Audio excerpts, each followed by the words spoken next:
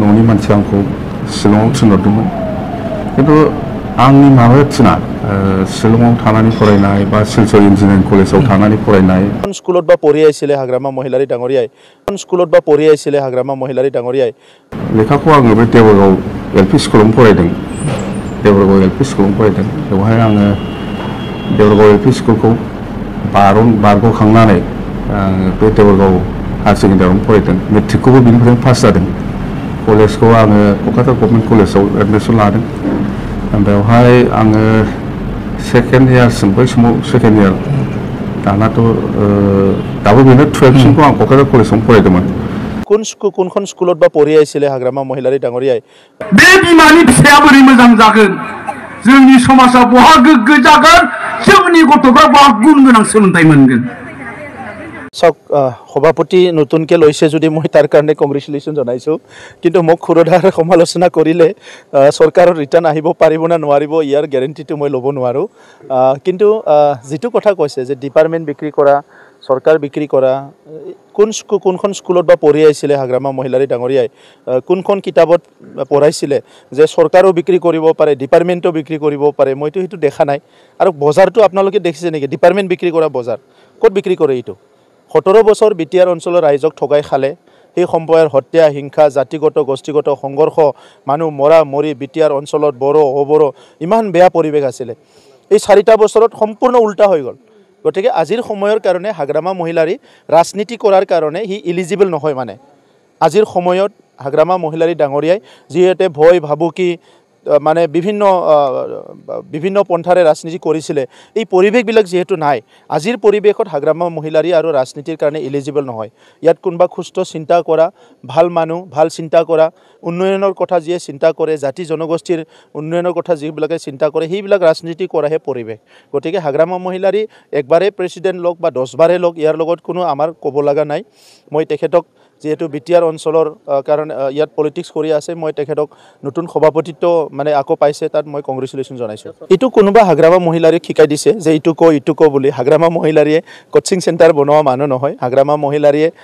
ডেইজিং festival বনোৱা মানুহ হি coaching centre বনালে 17 বছৰটো কম সময় আছিল নেকি আমি যদি 3 বছৰত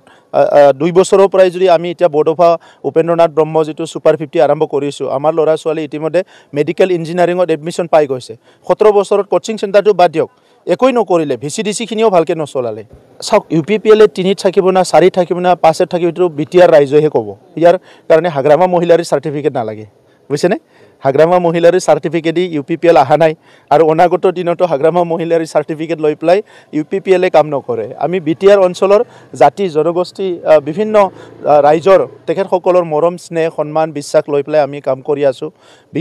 ইউপিপিএল দল হিচাপে যিমান বিটিআৰ অঞ্চলৰ ৰাইজক আমি শ্ৰদ্ধা কৰিব পাৰো মৰম দিব পাৰো ৰাইজৰ কাম কৰিব পাৰো হিতুহে প্ৰকাশ কৰিছো হাগ্ৰামা মহিলাৰীয়ে যোৱা 17 বছৰত যিমান কথা কৈছে মানুহ হাঁহিছে তেখেতৰ কি কথাৰ কি ভ্যালু আছে আজি কিবা এটা কালি কিবা এটা কয়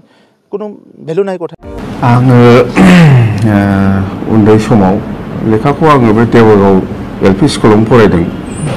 देबरगाव एलपि स्कुलावनो फरायदों बेवहाय आङो देबरगाव एलपि स्कुलखौ बारग'खांनानै बे देबरगाव हायार सेकेन्डारियावनो फरायदों मेट्रिकखौबो बिनिफ्रायनो पास जादों कलेजखौ आङो क'क्राझार गभर्नमेन्ट कलेजाव एडमिसन लादों बेवहाय आङो सेकेन्ड इयारसिम बै समाव सेकेन्ड इयार दानाथ' दाबो बेनो 12सिमखौ आं क'क्राझार कलेजावनो फरायदोंमोन ओमफ्राय दानि बै समनि परिबेसाव आं क'क्राझाराव मोजां माने फरायनायनि परिबेस मोनाखैमोन बेखायनो न'नि मानसि आंखौ शिलंआव थिनहरदोंमोन खिन्थु आंनि माबाया थिना शिलंआव थानानै फरायनाय बा सिलचर इन्जिनियारिं कलेजाव थानानै फरायनाय बेफोर माने माबाया आंना थिनाखैमोन आरो जिहेतु आङो क्लास 7 निफ्रायनो आङो आन्दोलनमुखी माने 1986 जानांगौ 1983 जानांगौ ओइ दमदमा एबसु कनफारेन्स बेनिफ्राय आंना सुरु आरो क्लास 6 नोंथाङा क्लास 6 आव फरायोमोन क्लास 6 आव फरायोमोन जानांगौ आङो बे समाव दमदमा एबसु कनफारेन्सनिफ्राय आं माबा स्टार्ट आरोखि बे समावनो एबसुनि माबाया करेन बसुमतारी जाहैबाय प्रेसिडेन्ट सानसुमा बसुमतारी सेक्रेटारि बे समनिफ्रायनो आन्दलननि माबाया फैबाय थाखादों जे बर'लेण्ड नांगौ बा बड'लेण्ड मुभमेन्ट खालामनांगौ होननानै बिसोर बिथांमोना बारा गजास खालामनो हायाखैबाबो बड'लेण्ड सेपारेट स्टेटनि आन्दलननि माबाया बै समनिफ्रायनो डिसिसनाव फैखादों फैयै फैयै जेनेबा बड'फा उपेन्द्र ब्रह्मनि लिडारशिपआव रौता कनफारेन्सनि उनाव माने बिराद गिदिर मोनसे महर लादों मास जायखिया आङो उन्दै समाव ओरैमोन आङो बिमाजोंनो बांसिन गले गले थायोमोन आङो ओमफ्राय स्कुलाव थाङो खोब माने एखमबा थाङाबाला बबेबा खारखुमाना थानो हायो नामा बेखौ सानोमोन खिन्थु उफाय गैया थांनांगौ आरो आंना खेला दुलायाथ' बेनोसै मार्बल गेलेयो थिगसे ओमफ्राय फुङाव सिखारनानै बै थाइजौ बिफां गुदियाव थाङो बे गोजां बोथोर थाइजौ सिरियोना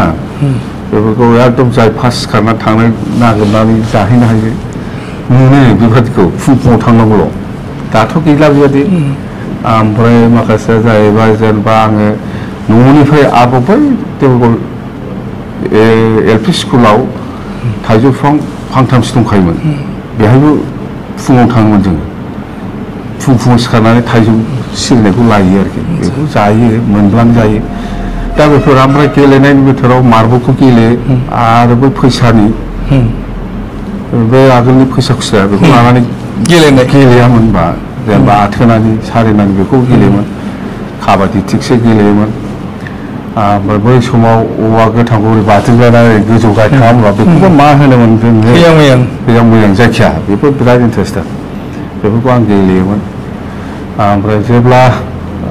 आन्दलनमुखि जायो होमब्ला आं बेफोरखौ गासिखौबो गारजोबदों ओमफ्राय बे समाव आन्दलनमुखि जानाय समाव आं ओरैनो मोनफा मोननै सल' लिरदों माने जाथिखौ लानानै बेसेबां मोजां जादों गाज्रि जादों आं बेखौ बुंनो थाङा जायखिया लिरदों आंनि साननाय मथे ओमफ्राय आङो मा जादों गेजेर समाव आरोबाव क'क्राझारावथ' आरो परिबेस मोनखायाखिसै आङो फरायनायनि ओमफ्राय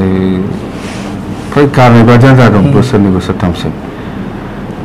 शिलंआवबो जेनेबा एडमिसन खालामनानै दोनहैदोंमोन सिलचर इन्जिनियारिं कलेजावबो आंखौ एडमिसन खालामनानै दोनहैदोंमोन आं बेखौ थाथेरनो हायाखै आरोखि मथथे